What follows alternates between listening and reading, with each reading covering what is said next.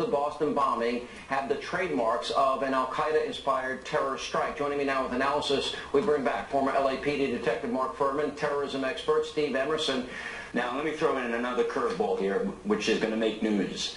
Remember the Saudi that they initially had arrested or at least detained, and then I reported yesterday that they had no, the Saudi national and Al B, and then it was determined there was no involvement, and they made a statement to that effect.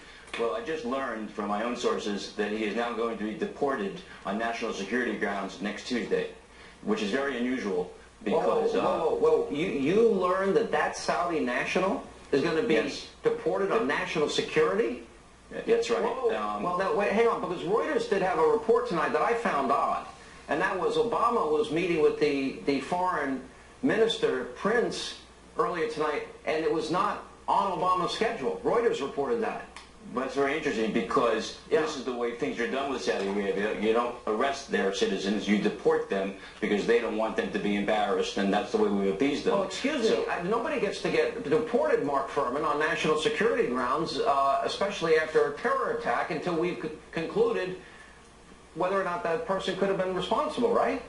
The immunity of people that are connected to a consulate or related to people that are in the Saudi government, I think that the United States government has a lot of discretion, and I think that they grease the wheel a lot because the Saudis are one of our biggest allies in the Middle East, and we want to keep them that way. Excuse me, on national security grounds, if this is going to happen, I think this is something that the American people need to hear about ahead of time. Steve, you're sure of this report? How did you find this out tonight?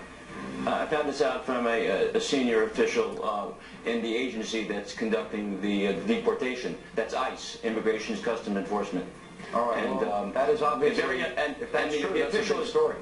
It is a big story because it brings him back into the picture, and the question is, why is he not being prosecuted as opposed to being deported? All right, Fox hasn't confirmed it yet, but we will be following up, I can tell you, and I'll be calling you immediately after the program.